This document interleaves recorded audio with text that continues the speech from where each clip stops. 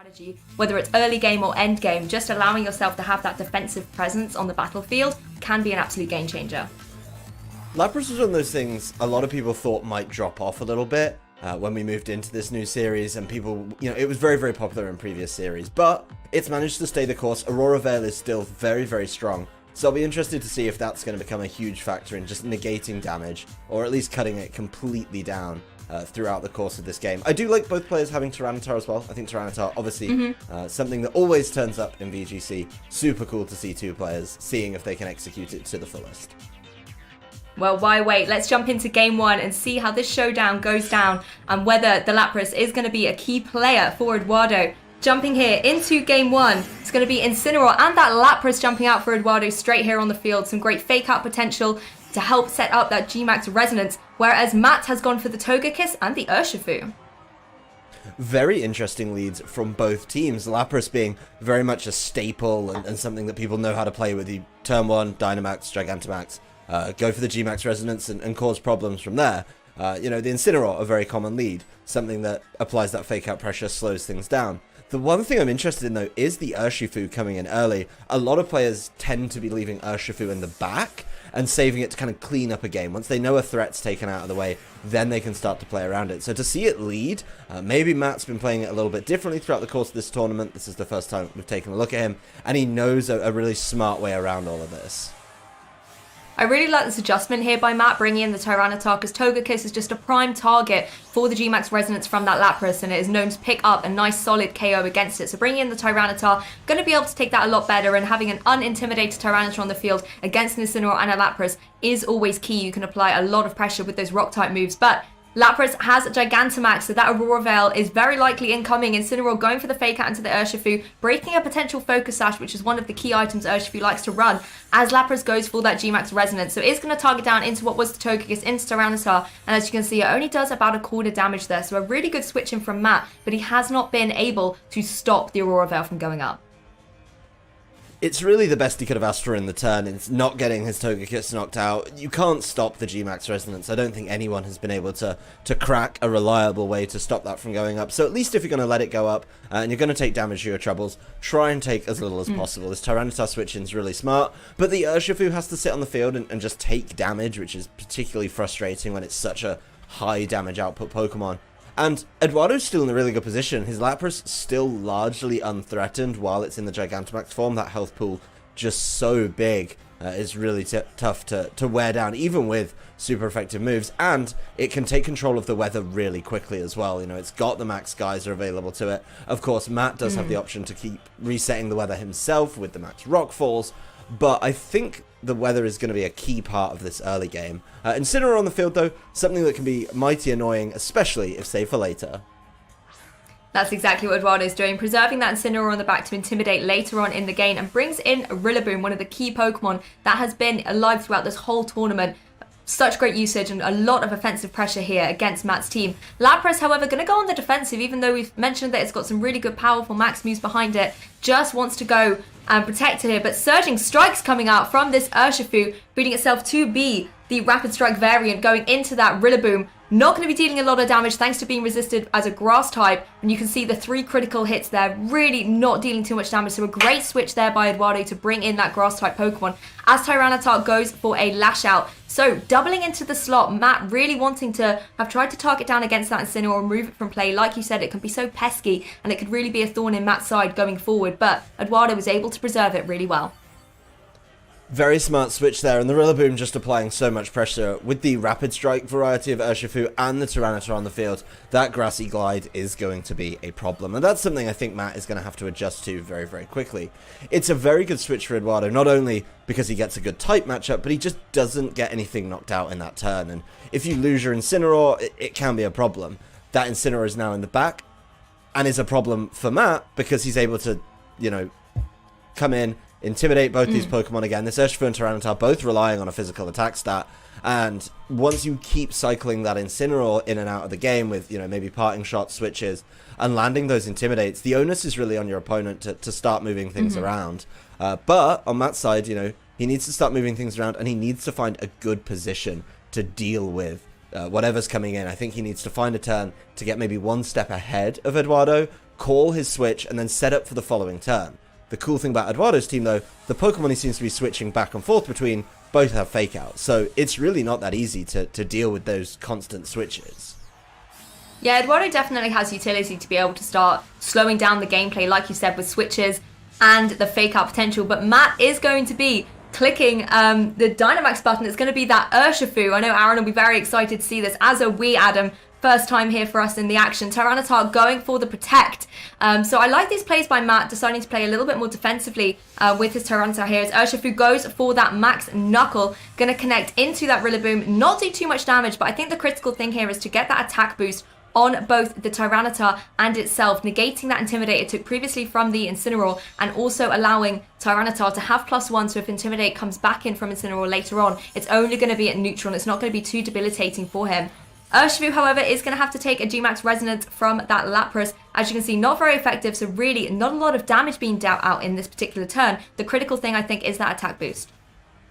The attack boost helps out, and there's 2 layers to that. Of course, you Max Knuckle, you get the attack boost, and that helps out from that Intimidate from earlier. That's really important. But also, you make a good call there. You say, if Incineroar comes in to keep me down, then I get to do huge damage to it. So that's really smart. I think Edoardo may have kind of overthought that one a little bit, thinking that maybe the Urshifu was so scared of something like the Grassy Glide, because it is the Rapid Strike variety, that Togekiss would come in, and that's why we get the G-Max Resonance on its final turn of Gigantamax. Actually not the most valuable Gigantamax, I think, from the Lapras. Usually we see it set up a Aurora Veil, then take control of the weather, then keep going. So, certainly interesting. But importantly, Matt's got his Urshifu in a good position. He needs to start landing big hits, and he needs to, as well, try and get through until the Aurora Veil is done with. Well, that Intimidate coming back into the action as Eduardo switches out. The Rillaboom brings in the Incineroar, so going to be bringing that Tyranitar back down to neutral, and the Urshifu back down to -1. So Eduardo really trying to apply a lot of that pressure, reducing the damage output that Matt can go for. But Matt does make a switch. He does now bring in that Togekiss now that the G-Max Resonances are no longer threatening. As Lapras' Dynamax turns have ended. The Max Knuckle is going to go into that Incineroar slot, though. Does catch it on the switch in. Even though it is a reduced attack, you can see it does a good chunk to the Incineroar. A little bit of Sand Chip at the end as well will start whittling away at this Pokemon. But Lapras, having access to Freeze Dry, can deal super effective damage to the Water type here. This is actually really good for Lapras, being out, of course, of its G-Max form. Just being able to use Freeze Dry basically means that it's so much easier to deal with this Urshifu. You've still got something that can deal good damage to it. Of course, the Urshifu has one more turn of its Dynamax remaining. Needs to get good value out of that. He got a better value on the Max Knuckle there. Not only did he get the attack boost to kind of make up for the Incineroar, but he also managed to land good damage. That said, we do still see the power of the Aurora Veil. These hits are super effective, and they're not even coming close to getting knockouts. So a number of issues here that Matt needs to kind of work through over the next couple turns. But if he can get through them, he's in a really good position. That said, Edoardo still has this really troublesome pressure of being able to switch his fake out users in and out, keep going from there, and we'll have to see how this turn pans out for him. That's a huge amount of damage. Yeah, huge damage, but not enough to pick up the KO thanks to the Intimidates and that Aurora Veil still in play. Incineroar able to hang on, will Pocket's Berry as well regain a little bit of HP as Togekiss follows up with a Dazzling Gleam. Really doing minimal damage here, no critical hits coming up from that Togekiss as Lapras is able to fire off a Nulla Freeze Dry. And you can see the damage that it's able to deal out here. Incineroar going for that Burning Jealousy, however, one of those new moves, something we haven't seen too much of, but not getting any burns on the field at this situation. Burning Jealousy is so cool, and if you can use it correctly and manage to get exactly what you need and land the burns, then you're in a really good position. I think Matt being very smart with his move selection there, making sure he doesn't hand over that opportunity at any time. So those are our Dynamaxes over for both players, and at the end of it, you know, no Pokemon have been lost. Edoardo has, I think, taken a little bit more damage on the whole, with his Incineroar low and his Rillaboom bought quite low as well. So a number of kind of tough decisions to make here. We will get to see Edoardo's fourth Pokemon being the Porygon 2, and that's going to be an interesting one considering what the rest of his team looks like. Yeah, Porygon 2 getting the attack boost as well here. Would much rather, I'm sure, have got that special attack boost. Lapras is going to take so much damage from that close combat coming out from the Urshifu, who's now going to have its defense stats dropped as well. So it's going to be sitting pretty vulnerable to a Nulla Freeze Dry. But Togekiss wasn't doubling up into that Lapras, instead going into the Porygon 2. Does manage to get the critical hit, but Lapras actually not even going for Freeze Dry, going for that Life Dew. So going to be able to regain 25% of its HP and also help that Porygon 2 regain some HP as well. For those of you that raid battle a lot, you'll know that Life Dew can be exceptionally annoying, mainly because it's not used when people are attacking the raid Pokemon. But in this case, Life Dew a whole lot better, and I was actually just looking at the team thinking, something like the Incineroar and the Rillaboom wouldn't be able to heal up, but that Lapras with Life Dew can actually buy a lot of time for these Pokemon. It's one of those things you don't get knocked out because of the Aurora Veil, and then at the end game, if you get enough drops, which, hey, Edoardo's able to do with these Intimidates, this constant cycling of Incineroar and Rillaboom in and out, so you just get the Intimidate off Incineroar, could be really good with the Life Dew as well, particularly if Matt's only special attacker is going to be this Togekiss, which at some point could get taken out by a Freeze Dry or two, and Edoardo's really got a lot more tools to go from there. So I like Edoardo's setup a lot here. I think Matt needs to start finding good value as soon as this Aurora Veil ends. I mean, Lapras really being the great supportive Pokemon for longevity here. The Light Clay on the Lapras there is meaning that Aurora Veil is lasting for 8 turns as opposed to 5. And having that Life Dew as well will mean that the Pokemon are able to regain HP and have that source of recovery. So Matt really needs to find a way to break through this and start picking up some KOs.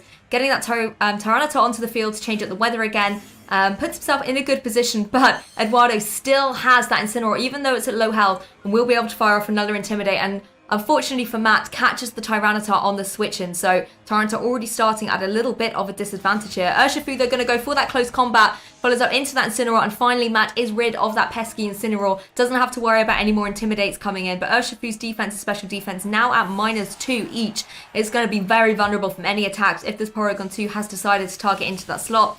Goes for the Thunderbolt into the Urshifu and will pick up the clean KO.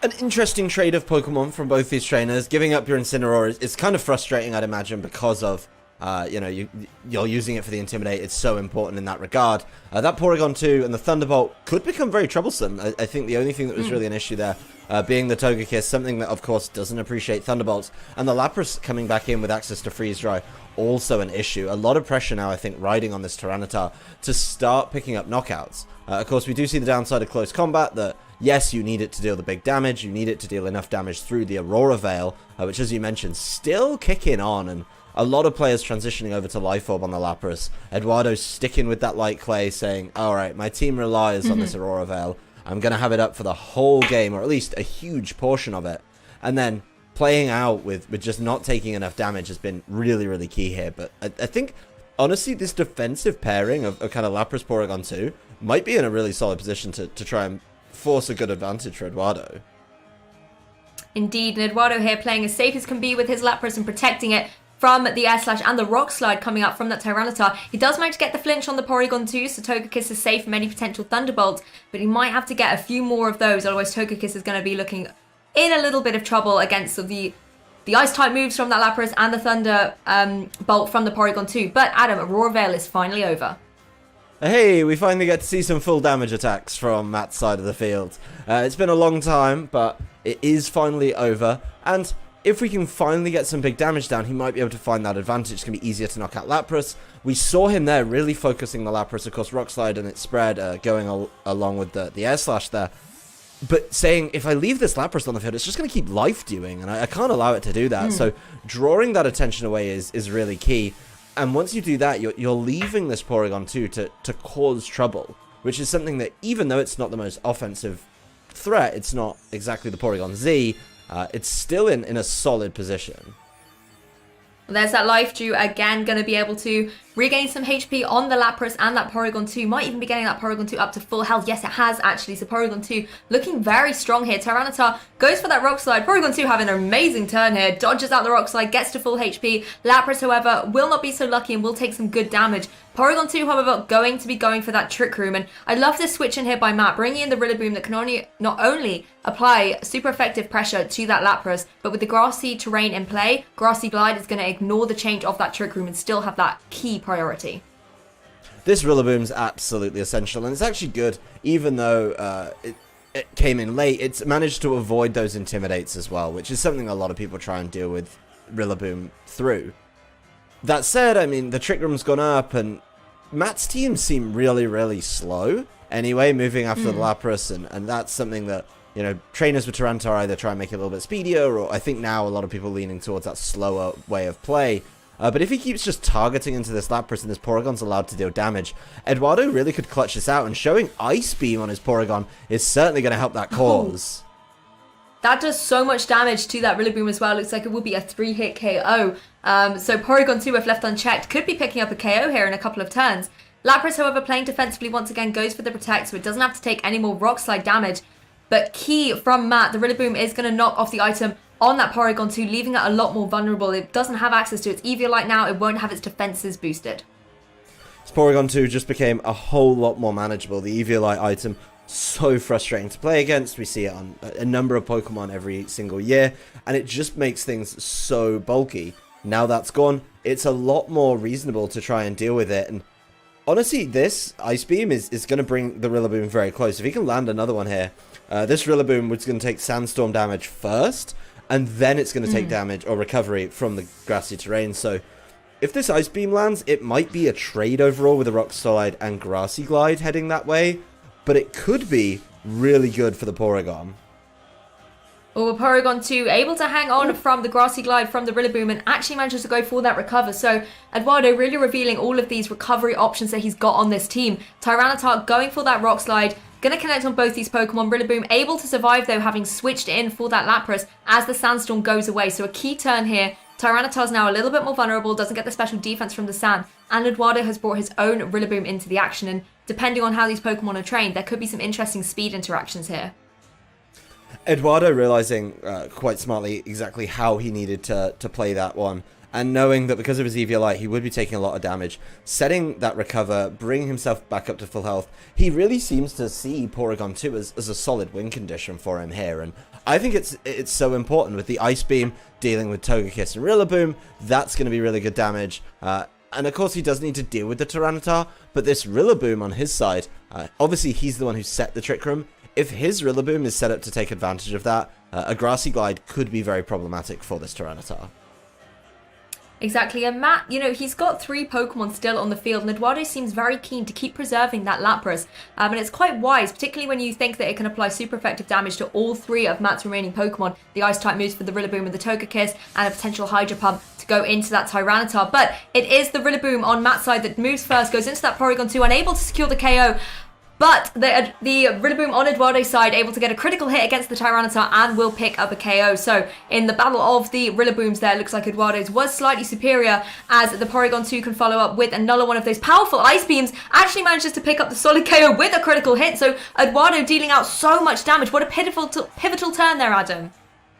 Oh dear, that's a really, really bad turn for Matt there, losing both of his Pokemon in one turn to critical hits. That is absolutely huge. He tries so hard to make the right play, get back in the game, and deal with that Porygon 2 with the Grassy Glide. That damage from Edoardo's Rillaboom is absolutely huge. Taking out a Tyranitar that hadn't been touched all game, we saw him being very, very smart, positioning that Rillaboom, waiting his turn, you know, and it's a tale of 2 Rillabooms, right? Matt's doesn't get the knockout on Porygon, and Edoardo's does get the knockout on Tyranitar, so he's getting a lot more value. The critical hit, absolutely huge on the Ice Beam. We saw how much damage it did before, didn't quite bring it down under half, and you know, the Rillaboom was well over half after a little bit of grassy terrain recovery, so a really huge, impactful turn for Edoardo there. He's played this game very gently, making sure he doesn't give up any Pokemon, and this Togekiss facing down a number of issues right now, mainly the Lapras in the back, that's even if the Togekiss starts to pick up knockouts, that Lapras can come in and just freeze dry it at some point. Yeah, Togekiss going for the Dazzling Gleam here, does manage to pick up the KO against that Rillaboom, but thanks to the recovery of the Porygon 2, it is able to hang on here, and I think the critical thing was that critical hit from the Porygon 2. You know, losing Tyranitar was a shame for Matt, but it would have allowed him to bring in that Togekiss that could use some redirection, or it could be able to pick up some KOs with those Dazzling Gleam. You know, the Porygon 2 was kind of forced to go into that recover to make sure it got enough HP as this Trick Room turn ended. But unfortunately, losing both Pokemon as you've mentioned, Lapras is still in the back. Togekiss is going to be in a really precarious situation, but I think that Porygon 2 was just so angry as it was constantly being targeted down by Matt's Pokemon. You know, it lost its Eviolite. It was ready to deal out some big damage, and that's exactly what it was able to do and turn this game 1 around for Edoardo. Porygon 2 draws such a weird attention to it. You have to have something to do with the Eviolite, and Matt, you know, very smartly in team building, realizing that knockoff is the way to go. I think a lot of trainers pivoting to knockoff now and understanding that so many Pokemon rely on their item, knockoff is absolutely key. So that's a really good turn for him. But then the Porygon 2 just keeps drawing attention to itself with the recover over and over again. And I think we've seen 3 recovers now. Every time that Porygon 2 looks very healthy afterwards, even after taking a pretty significant hit. So the Porygon 2 has been sticking around, really trying to solo out this game on its own. Really go 1v4 for the Porygon. It has had a lot of help, though. That Rillaboom was absolutely key, and I think Edoardo's Rillaboom was providing a lot more value than Matt's in the end. I mean, there's another mechanic in play at the moment. You can see that timer ticking down in the center of the screen. Edoardo took the full time to bring his Lapras in, even though it was his only Pokemon option. And you saw Matt lock in very quickly, but Edoardo taking every second possible so that the timer can run down and he will have the Pokemon advantage with 2 Pokemon to Matt's 1. The timer coming up there, something we don't always see, but as we mentioned, these games are really high pressure and probably high stress as well. I can't say I don't get to play in them very often.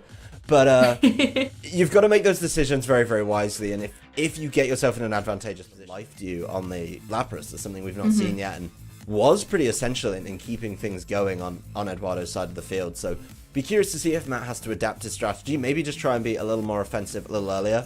Still concerned about how he deals with Aurora Veil, though. Well, let's jump into Game 2 and see if Aurora Veil is going to be as crucial as it was in Game 1 and whether Matt is able to counteract it in any way. There's no answer to it. That's the problem, is there's just not a way unless you carry something like Brick Break, which I know a few people have looked at and talked about. You just can't get through it. And the same leads from Edoardo, a different lead from Matt, which I do kind of like, bringing in that Tyranitar right off the bat. But I mean, the Tyranitar needs to do a whole lot more. Yeah, Tyranitar being in a decent position here where it can apply a lot of pressure to both these Pokemon, but having taken that Intimidate early on is unfortunate. And Togekiss, again, looking really vulnerable in front of that Lapras. And it's whether Matt wants to keep that Togekiss in play this time or switch it out. And that's exactly what he's doing, same as Game 1. But this time, as Tyranitar's already on the field, he brings in the Urshifu. So in this turn 1, we're actually seeing the same 4 Pokemon on the field in that turn 0, as Lapras does go for that Gigantamax.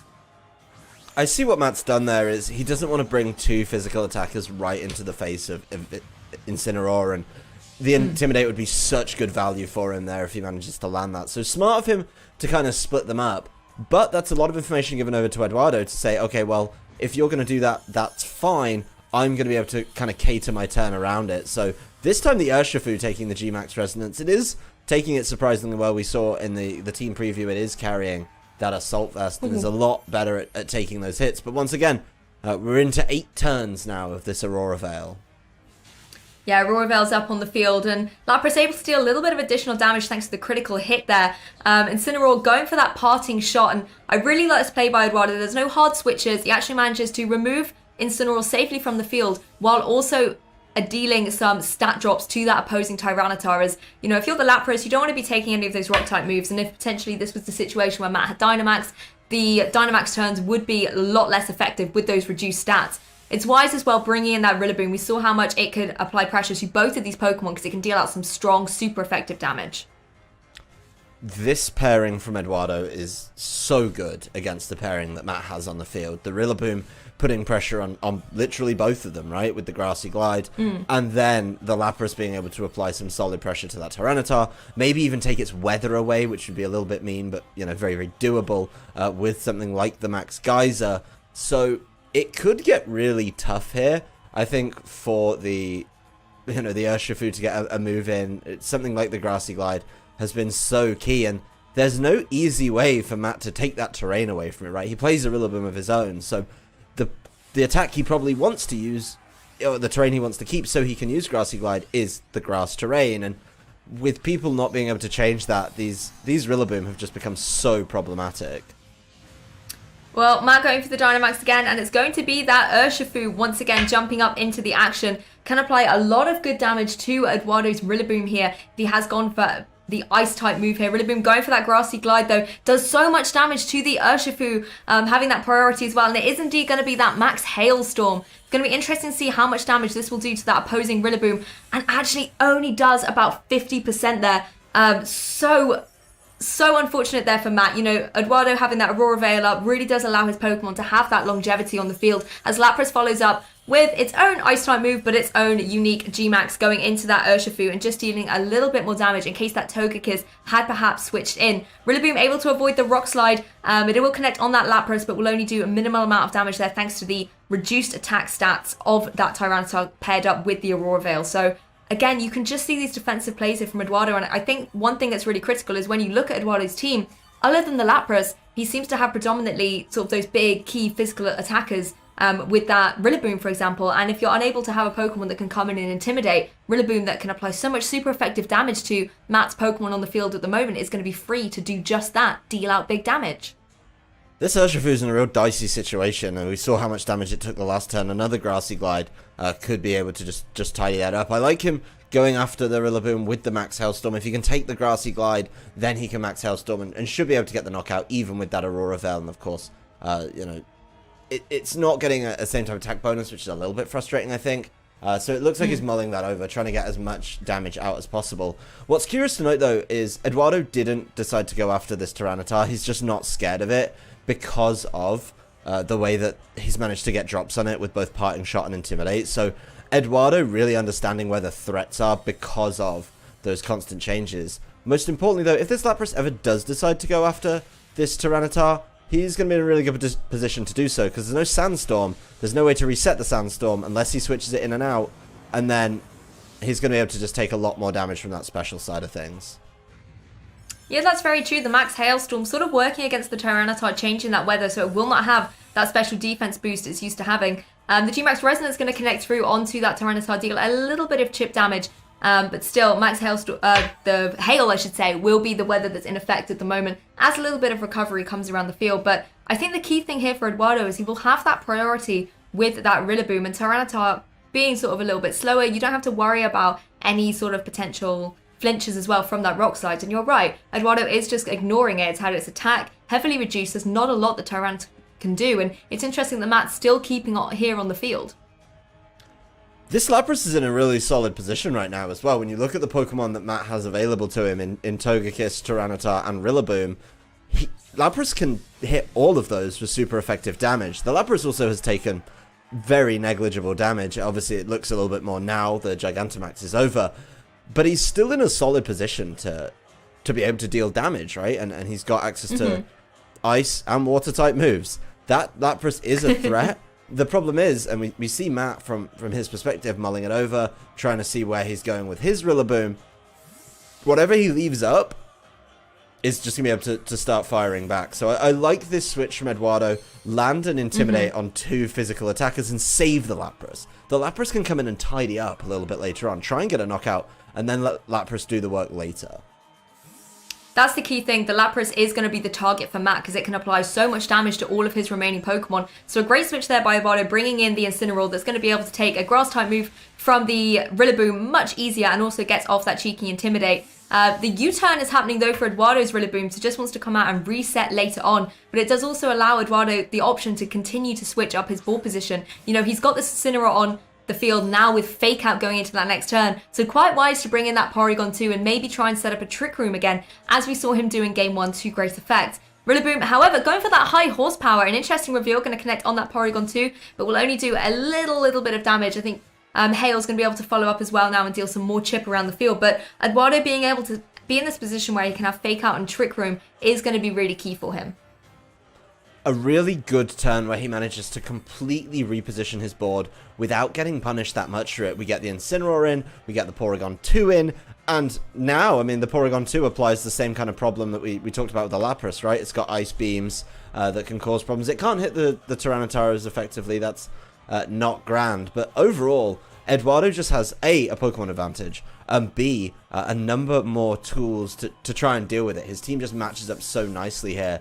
And if he can call these switches from Matt, who is definitely getting annoyed and frustrated by these Intimidates, if he can call them, if he can capitalize on them, Edoardo can put himself in a really solid position.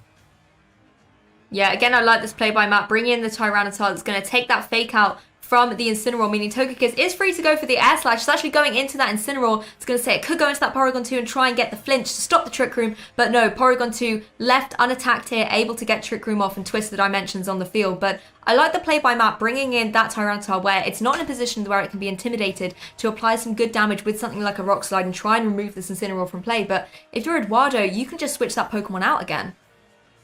It's a really nice reset on Matt's part. We saw the Tyranitar was struggling.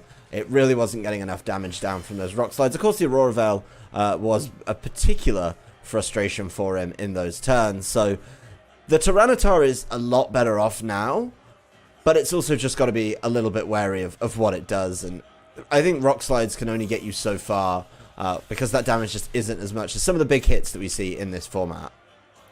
Togekiss going to take a big hit from that Porygon 2 with the Ice Beam, bringing it to under 50% damage. And Incineroar actually being able to be the faster in this Trick Room. Doesn't even have to hard switch out. Edoardo really making use of Passing Shot in this game too, to still be able to reset up his ball position, but also be able to reduce the attack of that Tyranitar as Lapras is able to come in. So still, with a lot of HP Lapras has, as Tyranitar goes for that Rock Slide, this will still do a decent amount to the Lapras, but not enough to be considered any significant damage thanks to that Parting Shot.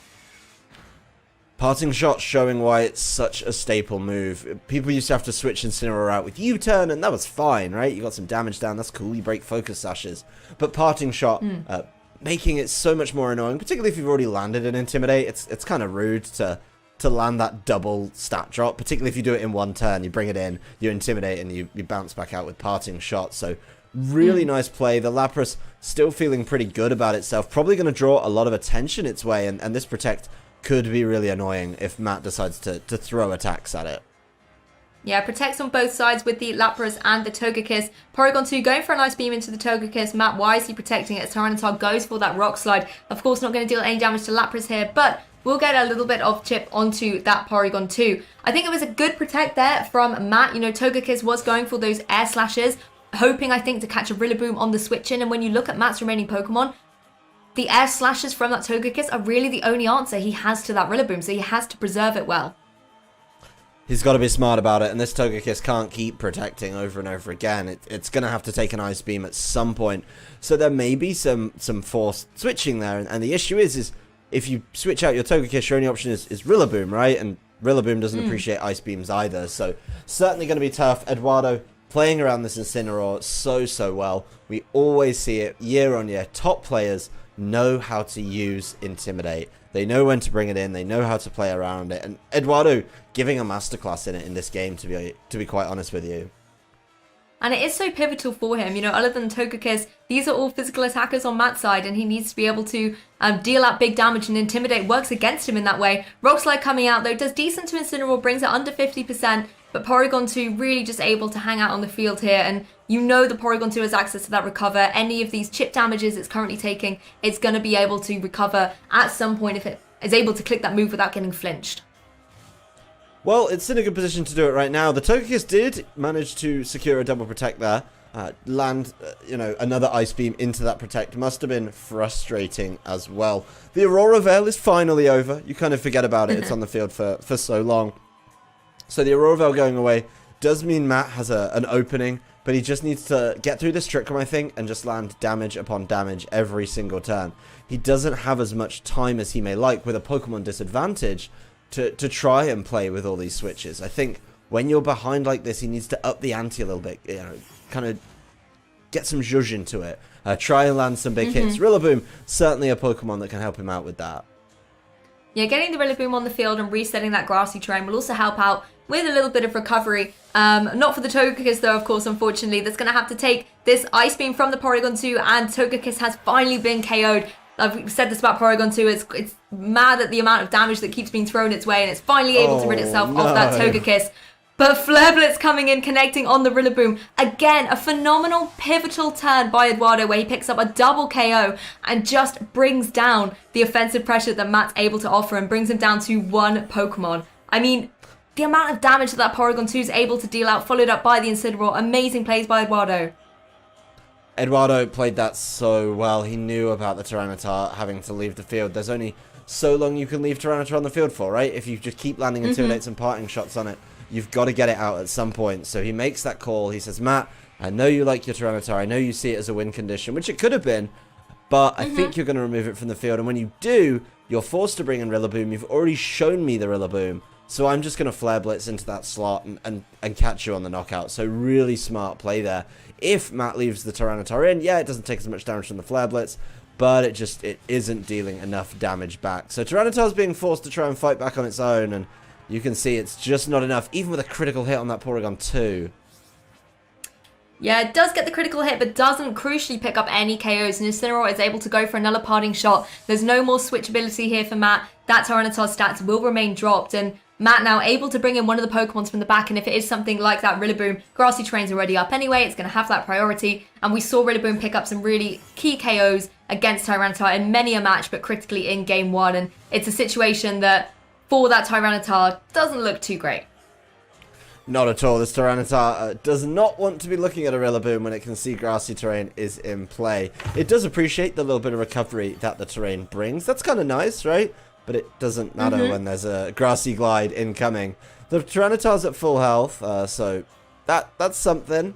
It did get caught by a critical hit last time, but the problem is there's only so long he can kind of stall out this game for, right? We know the timer's already ticking a little bit low as well, and Edoardo, thanks to that Aurora Veil, has managed to keep all 4 Pokemon on his side going, and they're going to be able to wrap up this game. It's really just a matter of time at this point.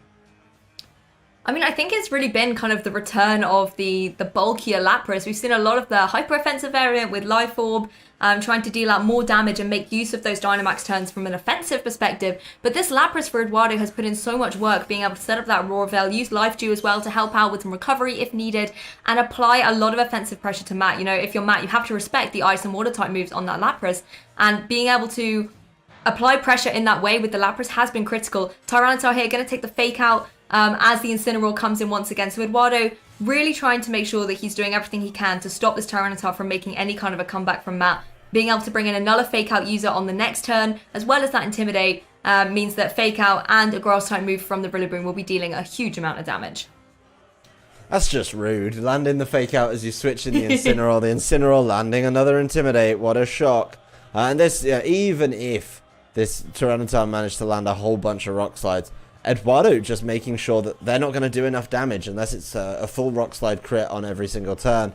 I just don't see it being enough. Edoardo being smart about it, making sure that, Tyranitar, I'm not even going to give you a chance. We've talked about players who have managed to sneak out of games thanks to Rock Slide, and Eduardo's making sure that's just not an option for Matt here. I mean, that's the thing. Incineroar can go for the fake out, and then on the next turn, it can always go for that parting shot and bring in the Lapras. Again, Lapras wouldn't have to worry too much if the attack stats of that Tyranitar are really, really dwindled down, and then Lapras can always go for an attack, or you could switch in your Incineroar once again. Tyranitar going for that protect though, Incineroar going for the fake out, and we can see the motions happening here for Edoardo's team, followed up by the Grassy Glide of that Rillaboom. And the thing is, the protect does save Matt in this particular turn, but he's not going to be able to protect forever. Eventually, the Tyranitar is going to be forced to attack, and in that situation, Rillaboom's going to be able to deal some big damage. There comes a point where Tyranitar has to land an attack, and it has to land Rock Slides too, because it needs to deal with 4 Pokemon on its own. So, as you say, they're really going through the motions on this one. There's Matt clicking in the Rock Slide. He's going to give it a good old go, but Grassy Terrain is still up, and Rillaboom's on the field. So, I think we know what's coming, Lou. Yeah, and as well, Rillaboom doesn't seem to be going anywhere. Those Rock Slides aren't going to be dealing a lot of damage, and even if Grassy Terrain does fade, Edoardo is pretty free to switch out the Rillaboom, pop it back into its Pokeball for a bit, and then bring it back out to reset that Grassy Terrain later on and keep that recovery on his side, but also that key priority. And I think if you're Edoardo in this situation, you have all the mechanics and all the tools needed in order to just apply pressure to this Tyranitar. It's only a matter of time. Tyranitar has been a pick that people have been looking at in recent weeks, saying, I think it's good, it fits the metagame right now, and It's been smart for a lot of people to pick it up, but it just needs to do a little bit more in some matchups, and this is one of those, right, where Tyranitar's been a little underwhelming. It's been caught by Intimidates and parting shots on every single turn, really, and that's going to be problematic. This Rillaboom, though, U-turning rather than grassy gliding, probably being conscious of the terrain there as well, making sure that there's no way to stop that. That said, weakness policy on the Tyranitar. If it lands a bunch of rock slides, might be able to do a little bit more. Now it's managed to get a weakness policy to counteract some of those Intimidates, but I'm not hopeful for it. I'm just seeing what Tyranitar can do here. I mean, that's the first time we've seen it in this set, so Matt having the weakness policy on his Tyranitar, as you said, could be critical for him, but the U-turn, of course, allows Edoardo the opportunity to now bring in his Incineroar again from the back, apply a Nuller, Intimidate, and as long as the rock slides maybe avoid, that Incineroar is going to be free to go for a Nuller Fake Out, and Porygon 2 would also be in a position to start dealing out a little bit of damage. So you can really see where Edoardo's going, and again, you can see the flick of that clock coming up there. Edoardo, again, trying to play to all of his outs and just guaranteeing. You have to remember, this is the winning in. Edoardo has to win the set in order to advance into finals, so you are going to make sure, as the Pokemon trainer, you take every option available to you in order to win. I don't think there's anything wrong with the way Edoardo's just rounding this one out, right? He's making sure that he's at the maximum win conditions possible, be that dealing damage, be that, you know, trying to just kind of get through the rest of the game with more Pokemon remaining. The Tyranitar, you know, recovering health every turn with the addition of the grassy terrain. Porygon 2 is going to recover it as well. So the grass does disappear. It will come back as soon as Rillaboom re-enters the field, which I imagine is going to be pretty soon. But I think Edoardo just making sure, a lot of people would be maybe questioning why he doesn't just wrap up the game. You see the 1 minute timer remaining as he's been mulling over these turns. Such a measured response from Edoardo to understand that I'm in the lead, I'm going to keep a hold of the lead, I'm not going to throw attacks and hope I hit or activate weakness policy and let you crit me out. So just slow and steady all the way through the rest of this game.